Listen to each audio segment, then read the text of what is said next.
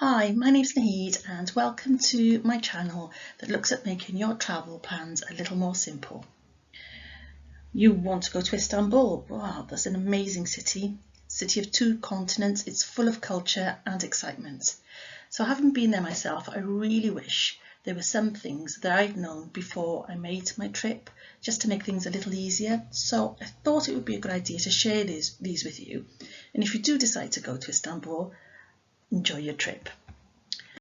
So I know you're really excited to go on holiday, but before you go, there are some things you need to do beforehand. And at the time of writing, it's 2022.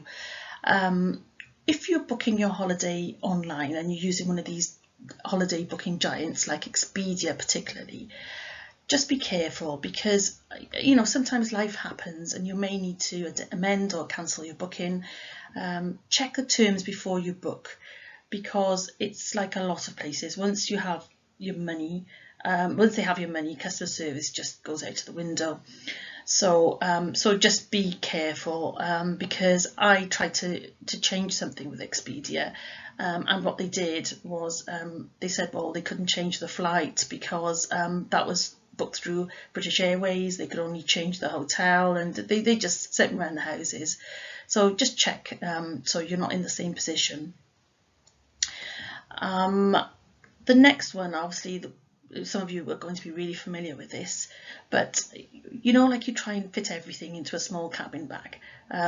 Some of the air flights do say that you can fit 23 kg in. Well, hats off to you if you can get that much in a cabin bag, but there are allowances, and it is hand luggage only, although I did see some people with a rucksack and a hand luggage bag, but that's up to you if you want to kind of try and see if they'll let you on with that. The other thing, obviously, is that if you do take a large suitcase, and if you book online, it's going to be cheaper, but make sure that you're booking it both ways, because those prices are sometimes only to take it there. Just remember, you need to probably bring it back as well. And don't forget, obviously, there are flights that do free advanced boarding. So that's really good, just to save you in all the queues. You can just walk through. I don't know if you know about this, but when you think you've got all your parking sorted, if you're going from Heathrow Airport, they do charge £5 per vehicle to drop off now. So just so you're warned, that takes place. Some of you may have been to Turkey before, and you used to have to queue when you get there, getting your luggage through and then paying for a visa. I think it was about £10. That was many years ago. The good news is you don't need to do that anymore. So if you're flying from the UK, there is no visa. Also, this year, at the time of writing, there were some extra documents to fill in. There's no charge for them, but just make sure when you check in that you're filling all the information that's been sent to you. So the next bit is probably stating the obvious. When you go into places of worship, you will need to cover your hair and dress modestly. Some scarves are available outside places of worship, but these tend to be used ones. There are many places you can buy one. So if you want to take one with you, that's probably the safest option. The one thing no one told me as well was that Istanbul is quite a hilly place. And when I say steep, I really mean steep. So forget those high heels, take something comfortable to wear, and don't say I didn't warn you. And another thing, the water makes your hair really tangly and your skin dry, so you may want to think about taking a good moisturiser and conditioner. If you don't have checked in luggage, you're limited to the size of your toiletries, but there's plenty of shops there, including pharmacies, to buy these, so I wouldn't worry about it.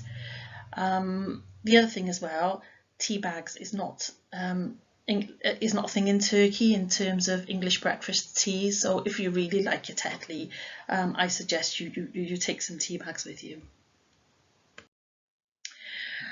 So it's about a 4-hour flight from Heathrow, and a couple of things you need to know. So you've arrived, yay, you're excited and in holiday mode, but don't forget the practicalities. Istanbul is a really large airport, but exit signs are available and visible everywhere. So you realise your data roaming charges on your phone are not great. You can get yourself a local SIM. There's places to do this at the airport. If you have the munchies after your flight, the first thing you do is look for the first place to eat. So if you, upon the exit on Istanbul airport, there's a Burger King. I know you've probably heard how cheap the food is in Istanbul, but just so you know, the airport prices don't reflect that, so you are paying over the odds if you're going to eat in the airport. It won't be a cheap snack or burger, but I was really hungry, so at that time anything would have tasted good. There's these money exchange booths at the airport as well, but they don't all charge you the same prices or the same rates, so shop around if you're exchanging inside the airport and only give them the information you need. Some of them will ask you things like where you're staying, what hotel and that sort of thing. They don't need to know that information, so you don't have to share it. If you're travelling around, there's something called an Istanbul card, in which you, it basically looks like a credit card, and you prepay onto this, and it's a really, really cheap way of travelling around. So yeah, it's really good to get, and it is really cheap to travel on public transport.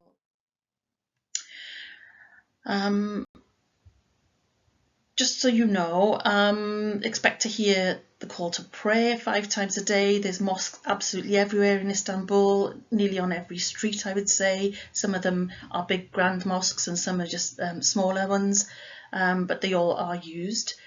Not everyone can be as friendly as the Welsh. It's sad but true, and generally people don't really have the time today to stop and help you, so you need to manage your expectations. Not everyone there is a local, so don't get roped into visiting some shops and then buying something. English is very limited. You know, the friendliness and attentiveness is very different to other parts of Turkey you may have stayed in, particularly all the tourist attractions, because it is a city, and like a city, it's like it's city life. It goes without saying, don't ask anyone to load your Istanbul cart for you. The instructions are on the screen in lots of languages, so pick the language you want and follow the written and voice messages on the screen. Like any other tourist place, you will see people begging, so just to be prepared for that. They're sitting on the streets. They don't tend to follow you, but you do see them, a lot of them sitting on the streets. Although once you get to the destination, places are relatively flat for access. Getting there is quite challenging. Check if someone is able to do that, because it's really challenging to navigate wheelchairs or pushchairs. The pavements are very narrow and the roads are challenging to cross. Also, don't get scared when you see the toilet in the floor. There will be a toilet you can sit on in a cubicle too, which has a built-in washer function, though you might have to wait in the queue, and some do charge a few lira to use their toilets. Read the signs properly to make sure you enter the right toilet. So, for example, you know, for women it's B-A-Y-A-N, and for men it's B-A-Y, not girls, like G-I-R-L-I-Z for girls, because that means exit.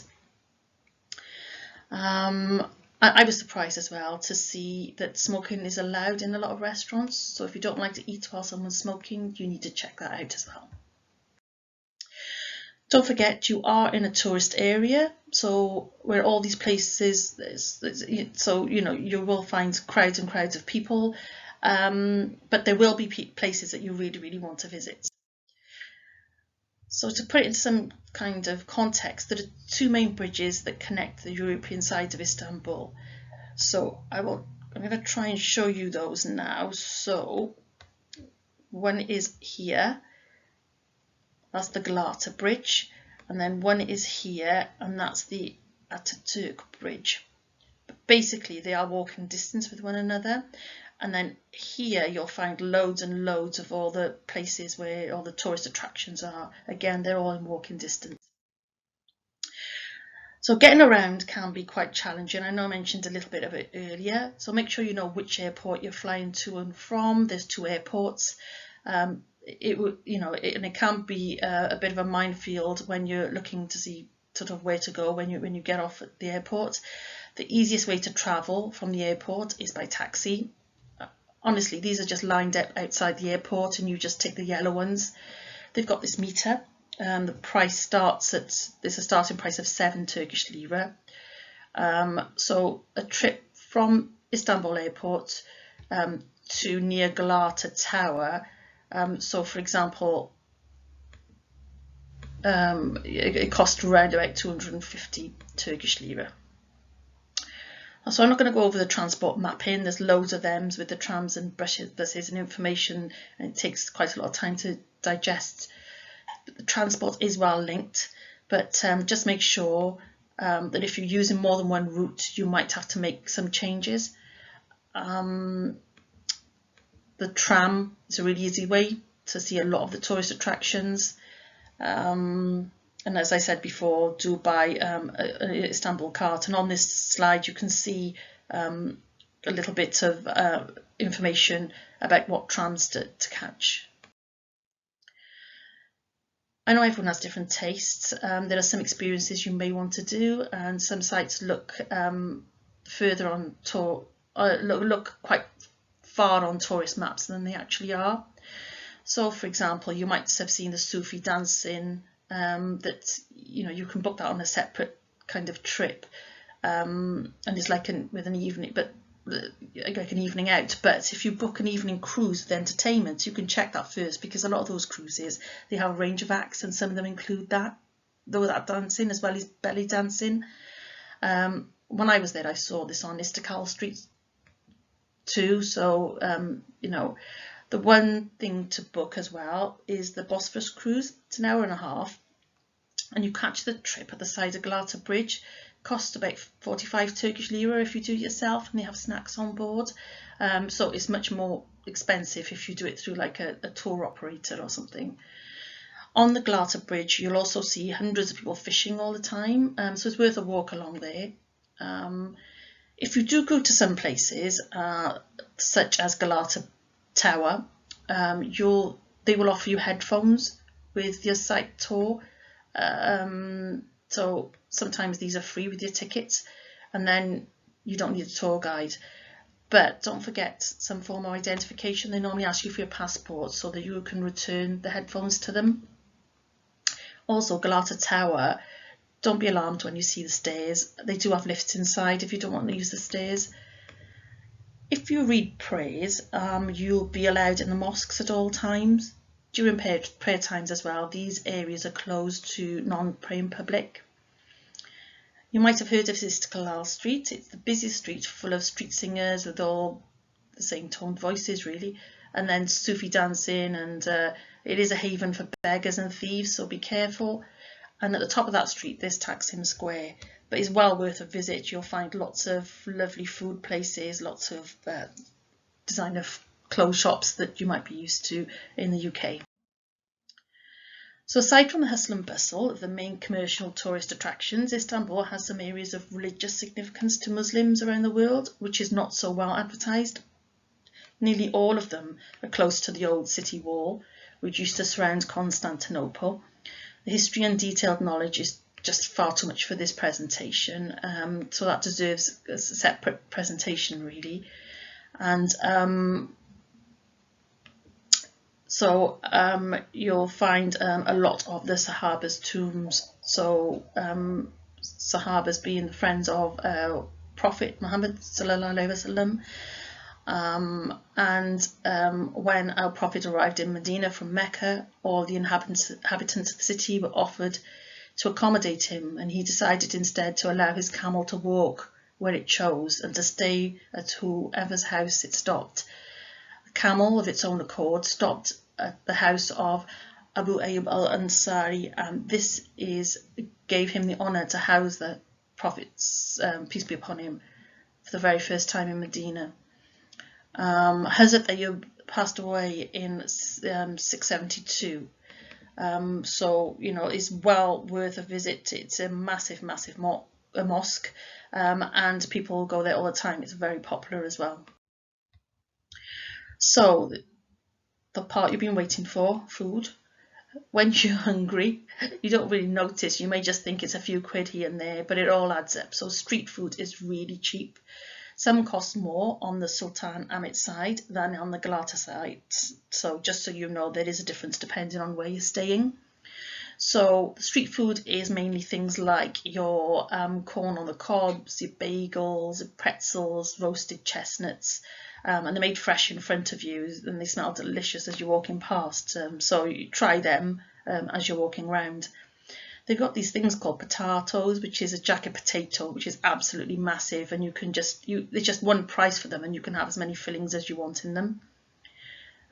They do tend to have fresh fish, so you know when you see people fishing on the Galata Bridge, you can order fresh fish. Some of it's really fishy, if you know what I mean, so avoid that if you don't like fishy fish. There's lots of places of worship and for lots of different religions. So although you'll find a lot of mosques, there are also beautiful churches that you can see as well. Do check your change when it comes back from anywhere that you buy in restaurants, and even when you're ordering room service, because even in the hotel room, the room service can be known to overcharge from what's actually on the menu. So just be careful that you check that. So there's lots of do's on there, and I really hope that you enjoyed those practical tips, but there really are some don'ts as well. So one of the things, when you go into the mosques, don't leave your shoes outside the mosque or in the show compartments. The likelihood of them being stolen is really, really high. Some people take a bag with them, and you can then carry them with you. But you know, I know that this happened to somebody I know. They were a really expensive pair of shoes, and when you're on holiday, you don't think that sort of thing would happen. Also, you'll see all these performances when someone's trying to serve you ice cream. They do all sorts of tricks and they make you laugh, and you know, but then when they finally give you the ice cream, they do tend to charge for the largest size. So just so you know. And then the other thing you might not want to do, it doesn't look very far, but you think, oh, the Golden Horn, you know, is from here to here, which is like across those two bridges that I showed you earlier. And it looks like the bridge is only over there kind of thing. But if you decide to walk the whole distance, it's 7.5 kilometers. So, you know, I tried it, and it was really hard work. So you may not want to do that. So that is the end of my do's and don'ts for Istanbul. I hope you guys enjoy your trip, take on board some of the tips and tricks so you don't fall into any traps, and I hope to see you again. Please don't forget to subscribe, like and share. Okay, thanks, bye.